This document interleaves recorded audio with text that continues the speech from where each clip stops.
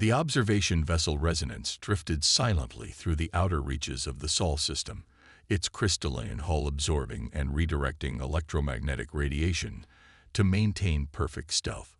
Within its bioorganic chambers, first observer Lyra Ein filtered through the cacophony of solar harmonics, searching for the telltale resonance patterns of advanced civilization.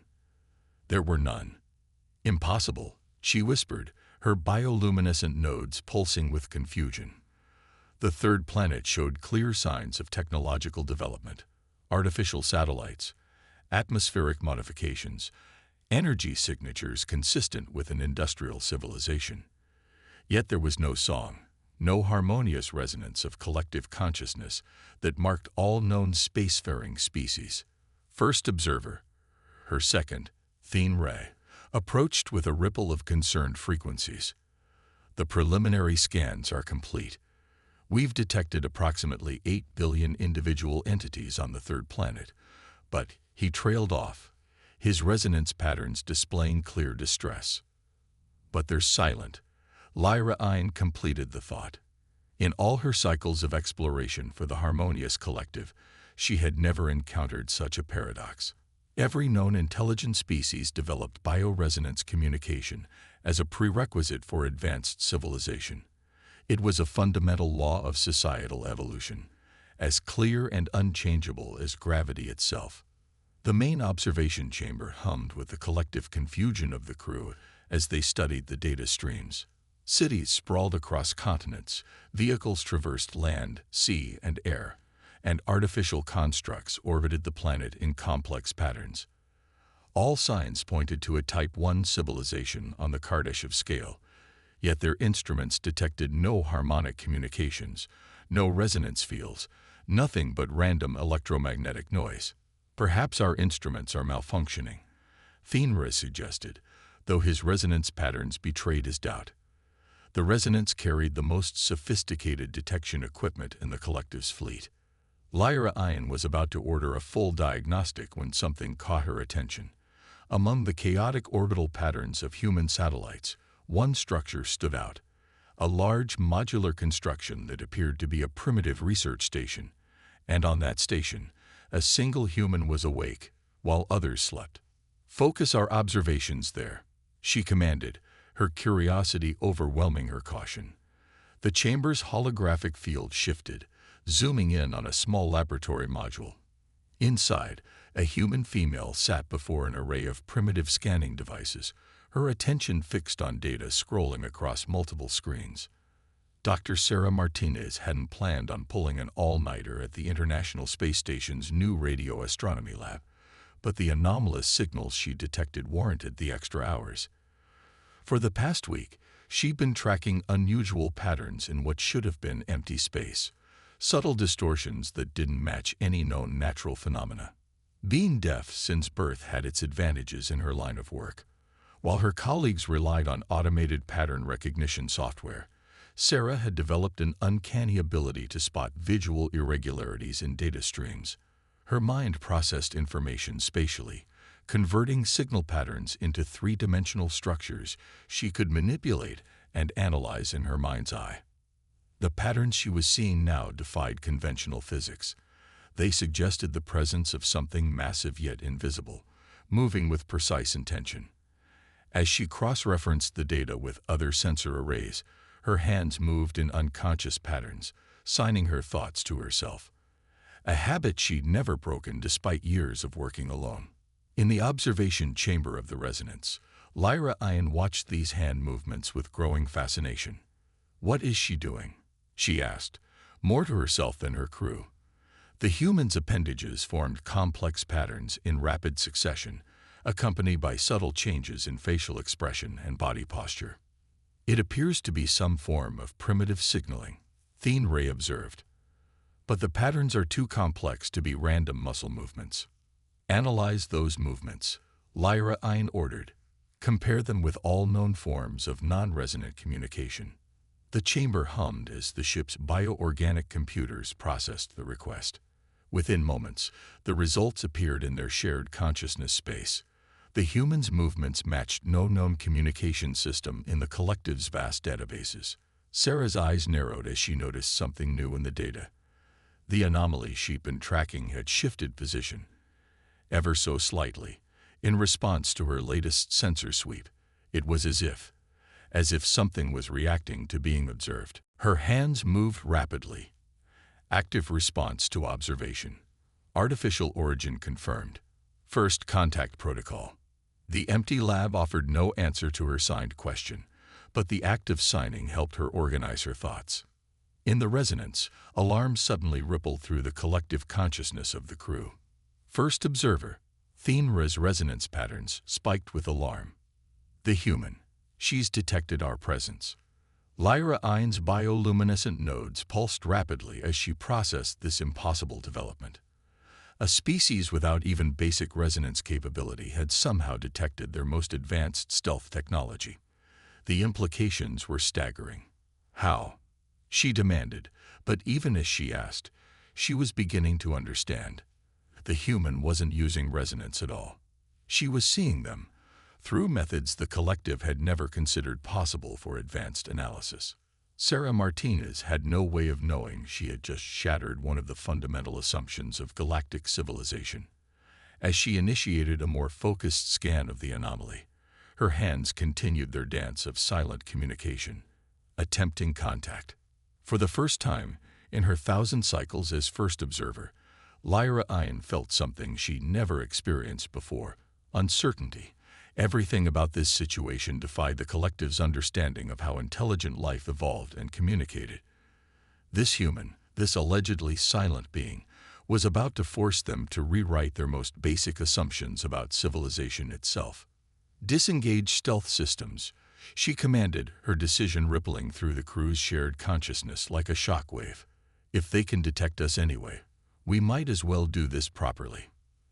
As the resonance's crystalline hull shifted to visible frequencies, Dr. Sarah Martinez watched her computer screens light up with confirmatory data.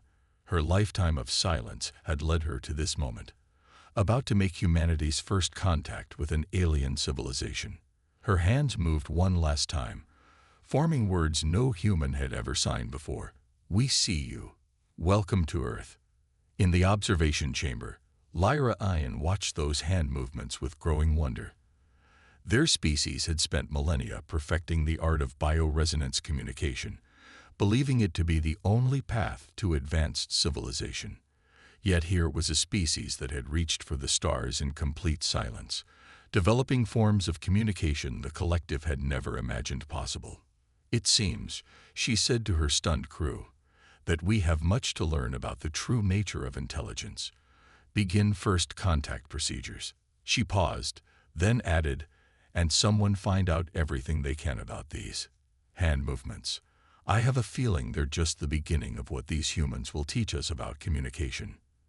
The stars watched silently as two fundamentally different forms of intelligence prepared to meet, each about to discover that their understanding of the universe was far more limited than they had ever imagined. The sleek conference room aboard the International Space Station had never been designed for interspecies diplomacy. Yet here they were, 3 weeks after first contact, with humans and members of the Harmonious Collective attempting to bridge a gap far wider than the space between their worlds.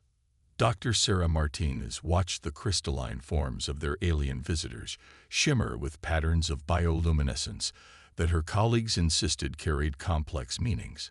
To her eyes, they were beautiful but mysterious light shows. The irony wasn't lost on her. The deep astrophysicist who had made first contact was perhaps the least equipped to perceive the alien's primary form of communication. First observer Lyra Ein's frustration rippled through her crystalline form in waves of deep purple. Despite the collective's most sophisticated translation matrices, they were still struggling to understand how humans could possibly maintain a complex civilization without resonance sharing. The primitive sound-based communication most humans relied on seemed hopelessly inefficient to them, and the variety of different languages and communication methods was simply baffling. Perhaps if we were to share our resonance technology, Thenra suggested, his pattern showing the diplomatic equivalent of a hopeful smile, we could help them evolve beyond these limitations. Sarah caught the patronizing tone in the translator's rendering and smiled. She had encountered similar attitudes throughout her life from people who thought deafness was something that needed to be fixed. Her hands moved in rapid signs as her voice synthesizer translated. Before you attempt to upgrade us, maybe you should try to understand how we actually communicate. The alien's confusion manifested in rippling patterns of yellow and green. But you're using multiple methods right now, Lyra Ein observed. Physical gestures, artificial sound generation, and your written language on displays. How can such a fragmented system possibly work for complex ideas? Dr. James Chen, the team's senolinguist, leaned forward. That's exactly what makes human communication so robust. We don't rely on a single channel. We've developed dozens of ways to share information, each with its own advantages and contexts. To demonstrate, Sarah stood and walked to the holographic display. Her fingers flew across the controls, bringing up images from Earth's history. Cave paintings gave way to hieroglyphics, then to written alphabets, mathematical notation, computer code, art, music, and dance. Each of these is a language, she signed as the synthesizer spoke. Each carries different types of information in different ways. The aliens' bioluminescent patterns became increasingly chaotic as they processed this. The concept of intentionally maintaining multiple, seemingly redundant communication systems contradicted everything they believed about efficient social evolution. But how do you achieve consensus? Ray asked, genuine distress showing in his flickering patterns. How do you coordinate as a species without sharing a unified resonance? Sarah smiled and pulled up a new set of images, social media feeds, scientific journals, public debates, international conferences, and protest movements. We don't always achieve consensus, she explained, and that's our strength. The room filled with the equivalent of alien guests as their translation matrices processed this concept. The idea of progress without consensus was almost heretical to their way of thinking. Watch this, Sarah continued. She brought up a video of an orchestra performing a complex symphony. These humans are all playing different instruments, making different sounds, following different musical lines. Yet together, they create something none of them could achieve alone. Lyra Ein's crystalline form pulsed with rapid patterns of blue and white, their equivalent of intense concentration. But how do they coordinate without sharing consciousness? They practice. They learn. They watch each other. They use multiple cues: visual, auditory, tactile. Each performer maintains their individual part while staying aware of the whole. Sarah's hands danced through the explanation with a grace that seemed to captivate the aliens. And this diversity of methods, Dr. Chen added, means we can adapt when one form of communication fails. When we can't speak, we write. When we can't see, we touch. When we can't hear, he gestured to Sarah, we find other ways. The aliens' patterns shifted to deep, thoughtful purples as they processed this. Their own civilization had achieved remarkable things through the unity of bioresonance, but they had never considered that diversity in communication might offer its own kinds of advantages. There's more, Sarah sighed, her excitement evident in her rapid movements. She pulled up data from her original detection of their ship. Your stealth technology failed not because our sensors are more advanced, but because we were looking for different things.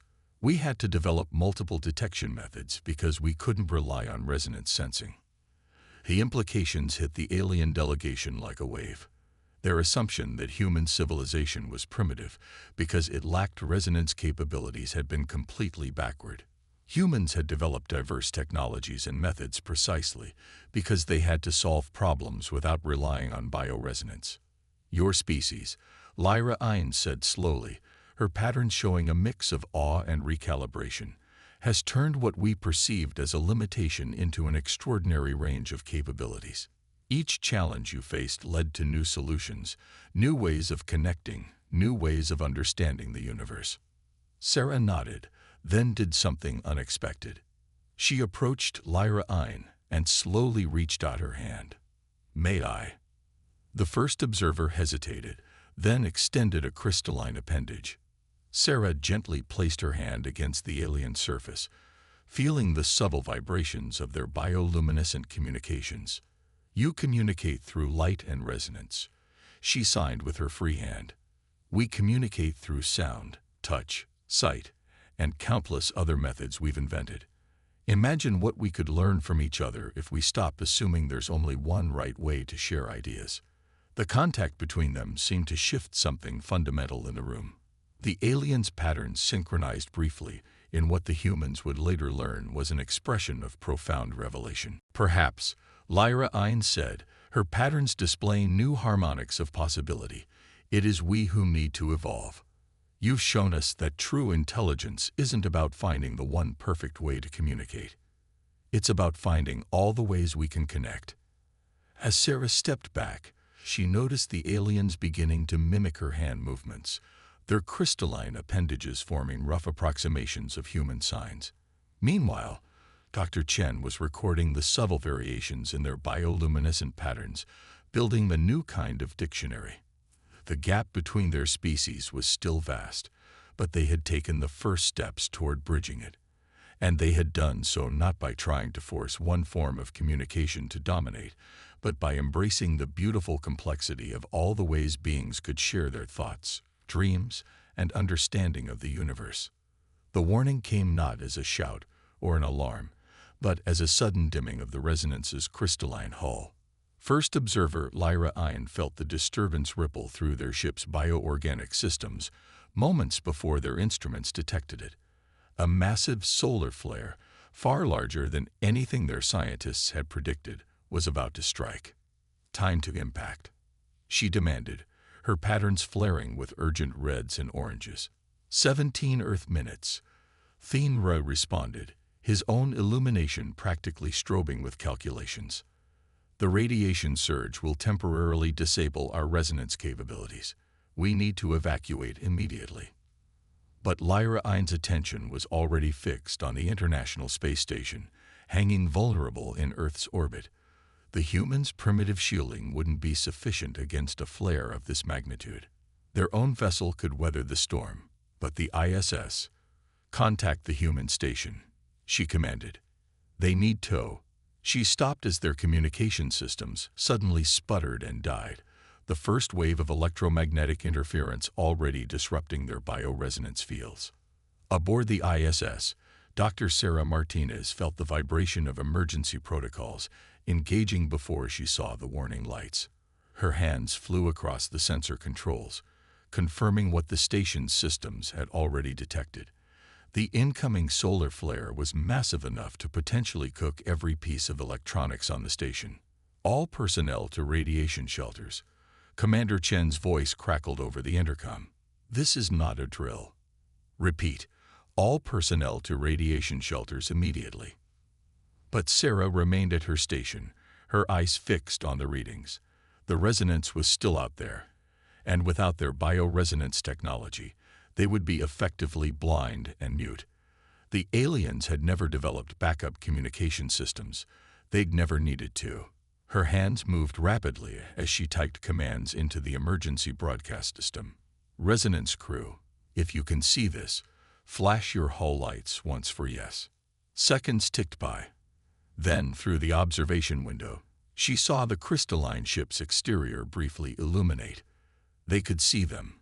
Now they just had to figure out how to communicate without any of their usual methods. Sarah's mind raced through possibilities.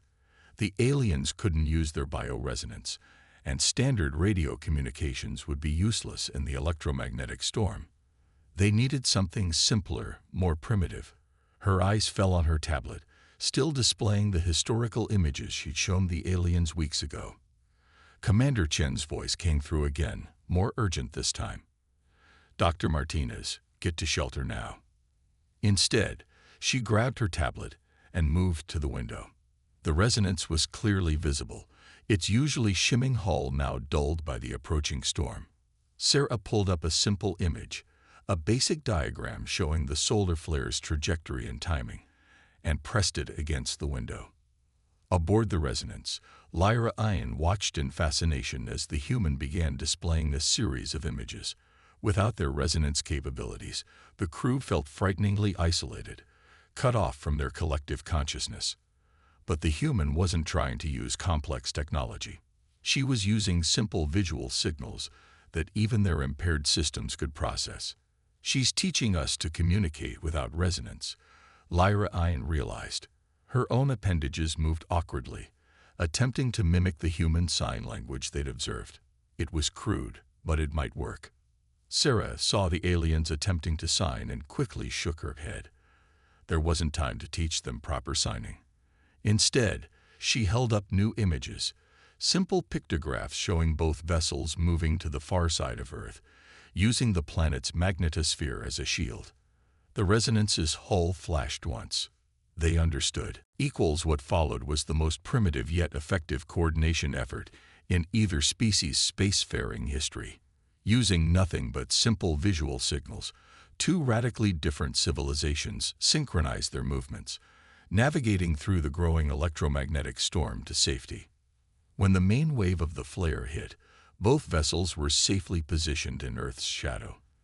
The ISS's systems were strained but holding.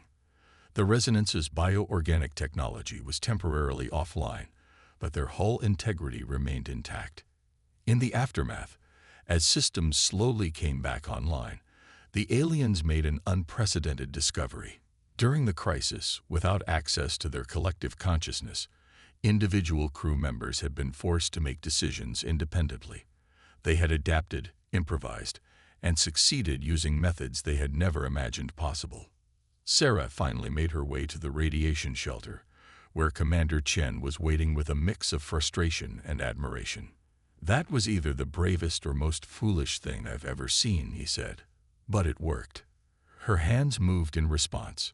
Sometimes the oldest methods are the most reliable. They had to learn that they could function without their perfect communication system. As the electromagnetic interference faded, the Resonance's bioluminescent patterns gradually re-established themselves. But something had changed. The aliens began incorporating simple visual signals into their regular communications, not because they needed to, but because they had learned the value of redundancy. Lyra Ian's first message to the ISS after communications were restored carried a new harmony in its patterns. "We have long believed that advancement meant leaving primitive methods behind. You have shown us that true resilience comes from maintaining connections to all our ways of communicating, from the simplest to the most sophisticated." Sarah's response was characteristic of human adaptability. She signed her reply while simultaneously sending it through the text system and having it voiced by the synthesizer.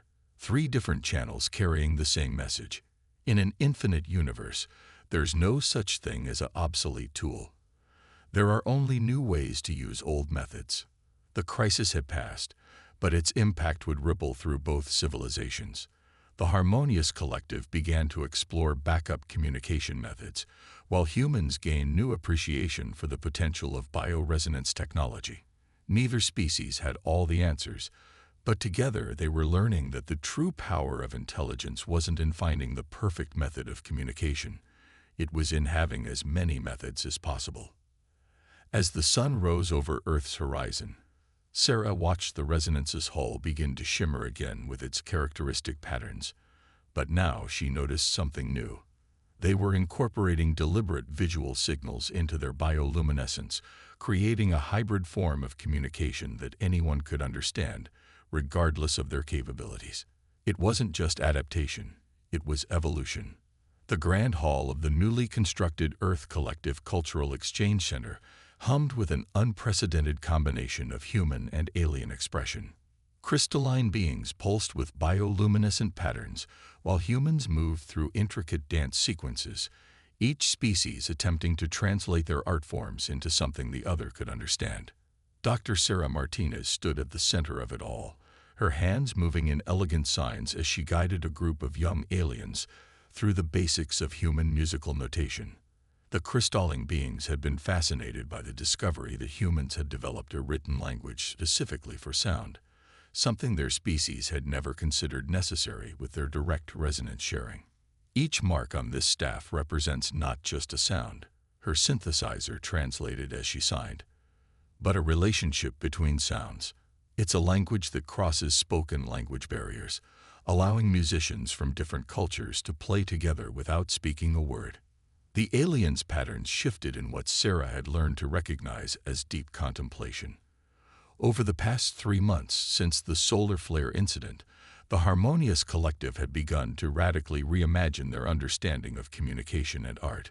First observer Lyra Ein approached, her crystalline form now modified with subtle facets that could catch and redirect light in specific patterns, an innovation inspired by human sign language. "We have something to show you," she said, both through traditional resonance and a new system of light patterns that Sarah could directly observe. The center's main display activated, showing a new form of alien art. The crystalline beings had taken inspiration from human dance and combined it with their bioluminescence, creating synchronized light shows that told stories through pattern and movement. It was neither purely human nor purely alien, but something entirely new. "We never understood why humans created art in so many different forms," Lyra Ein explained. "We thought our resonance sharing was the pinnacle of expression. But watching your species, we've learned that each medium reveals something unique about the universe and ourselves." Sarah noticed that some of the younger aliens had begun incorporating human-like gestures into their light displays, creating hybrid expressions that neither species could have imagined just months ago. The barriers between their forms of communication were beginning to blur in fascinating ways. In another part of the center, Dr. James Chen worked with a team of alien scientists who had become fascinated by human poetry. They had discovered that the constraints of meter and rhyme, which initially seemed inefficient compared to direct resonance sharing, actually created new ways of thinking about and expressing ideas. "Your species deliberately makes communication more difficult," one of the alien researchers observed, their patterns showing amused confusion. "You add rules and restrictions to your expression. But somehow, this limitation breeds creativity." "Sometimes," Chen replied. "Having to work within constraints forces us to find solutions we wouldn't have discovered otherwise." He showed them how human artists had turned the very limitations of their communication methods into sources of beauty, how poetry made music from the rhythms of speech, how visual art turned two-dimensional constraints into windows into three-dimensional worlds. The aliens were particularly struck by human music. Their own species had never developed anything similar, as their resonance sharing made such abstract representation of emotion seem unnecessary. But exposure to human symphonies had revealed possibilities they had never considered. A group of alien composers had begun experimenting with what they called resonance harmonics, using their bioluminescent capabilities not just to communicate information, but to create patterns of light and vibration that evoked emotional responses, even in species that couldn't directly share their consciousness. Sarah watched as one of these compositions played out across the hall. The crystalline beings pulsed and shifted in synchronized patterns, while human dancers moved in response, each art form enhancing the other. The boundary between communication and art, between necessity and beauty, had become wonderfully blurred. "We've been thinking," Lyra Ein said, her patterns showing excitement, "about what you told us regarding human sign language, how it developed out of necessity but became its own art form. We want to establish a joint academic program, studying how different forms of communication can evolve into new types of expression." Sarah's hands moved in enthusiastic signs, a cross-species exploration of communication as both tool and art. That would be unprecedented. "Exactly." Lyra Ein's patterns brightened. "Your species has shown us that the most powerful forms of communication often arise from working around limitations. We want to study this principle systematically." The project would combine human expertise in diverse communication methods with alien bioresonance technology. The goal wasn't to find a single perfect way of communicating, but to explore how different methods could complement and enhance each other. As if to demonstrate this potential, a young alien researcher had begun learning to sing, not through bioresonance, but by actually manipulating their crystalline form to produce vibrations in the air. The sound was unlike anything ever heard on Earth or in the collective, a haunting harmony between alien physics and human musical theory. "Listen," Sarah signed, though she herself could only feel the vibrations.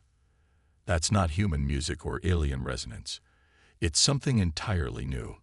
Her hands shaped the words with the same grace that the aliens shaped their notes, each of them communicating in ways their species had never intended but had beautifully discovered. The hall filled with a combination of human applause and alien light patterns, the two forms of appreciation merging into something greater than either alone. What had started as a diplomatic necessity had evolved into a celebration of the endless ways intelligent beings could express themselves and connect with each other. "Perhaps," Lyra Ein observed, her patterns showing deep satisfaction. "This is the true test of intelligence, not how well we can communicate in one way, but how many different ways we can find to share our thoughts and feelings." Sarah's response captured the heart of what their species had learned from each other. The universe speaks in countless voices. The trick isn't to find the one right way to listen. It's to learn to appreciate all the songs. The quantum disruption appeared without warning, a tear in the fabric of space-time that sent ripples of distortion through the harmonious collective's bioresonance network. Across 1,000 worlds, the crystalline beings felt their shared consciousness fragmenting, their fundamental method of existence beginning to unravel.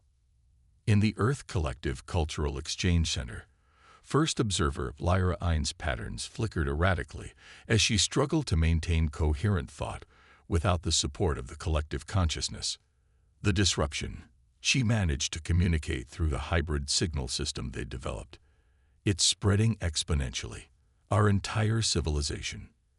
Dr. Sarah Martinez's hands moved with urgent precision as she accessed the center's quantum monitoring systems. The data confirmed their worst fears. The disruption was expanding, targeting specific frequencies that matched the collective's bioresonance patterns. Within weeks, it would render their entire form of communication impossible.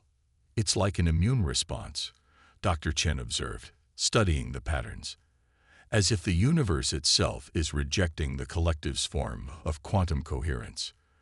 The aliens' patterns showed clear distress. Their entire civilization was built on bioresonance communication.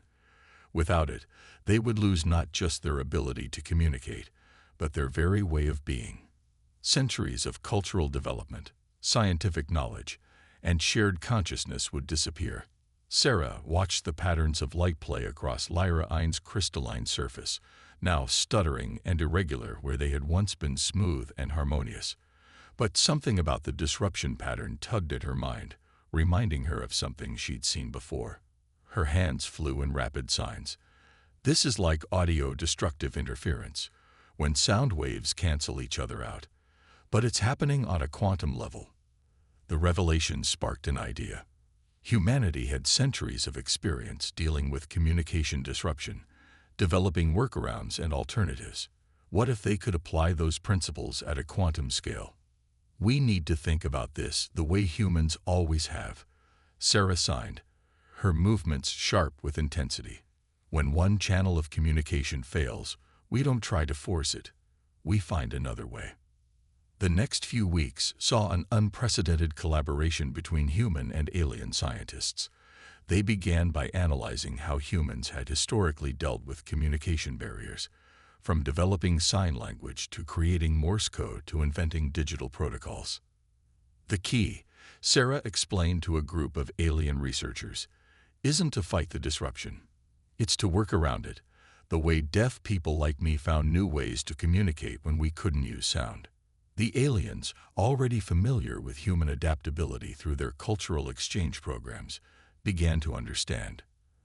Their civilization had spent millennia perfecting a single method of communication, making it so sophisticated that they had never needed alternatives. But that very perfection had become their vulnerability. Working together, they developed what they called the Quantum Adaptive Protocol, a system that could detect disruption patterns and automatically shift to alternative quantum frequencies much like human radio systems hopping between channels to avoid interference. But the real breakthrough came from an unexpected source. The alien composers who had been experimenting with human music theory realized that they could apply principles of harmonic progression to quantum states. Just as a musical piece could move between keys while maintaining its essential structure, they could shift their bioresonance patterns through different quantum states while preserving the integrity of their shared consciousness. It's like teaching your entire species to sing in harmony, Sarah signed when they tested the first prototype. Each individual finding their new note as the key changes.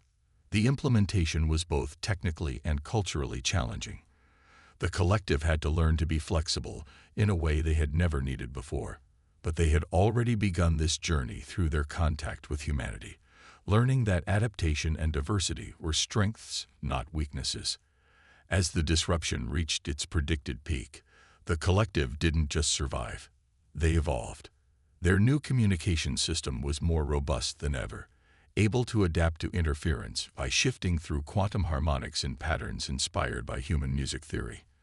What had started as a crisis had forced them to develop capabilities they had never imagined they would need. We understood the universe as a single, perfect song. Lyra Ein reflected, her patterns now flowing in complex new harmonies. You taught us that it's actually an infinite symphony, with countless melodies weaving together and apart. In the aftermath, both species found themselves transformed.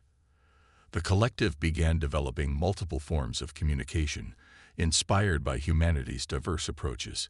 Humans, in turn, gained new insights into quantum mechanics and consciousness from studying how the aliens had adapted their bioresonance. Sarah stood in the observation dome of the Cultural Exchange Center, watching Earth rotate below while the quantum harmonics of alien communication played out in patterns of light around her. Her hands moved in a quote she had once shared with Lyra Ein. In silence, I learned to sing. In darkness, I learned to see. In isolation, I learned to connect. And now? Lyra Ein asked, her patterns showing curiosity. Sarah smiled as her hands shaped the response. Now we learn that every challenge is an invitation to grow, every barrier an opportunity to find new paths. The universe isn't testing us. It's teaching us to be more than we are. The quantum disruption had threatened to destroy an entire civilization. Instead, it had forced them to embrace the very principle that had made humanity so resilient. The understanding that true strength lies not in perfecting a single approach, but in being able to adapt, to change, to find new ways forward when old paths are blocked.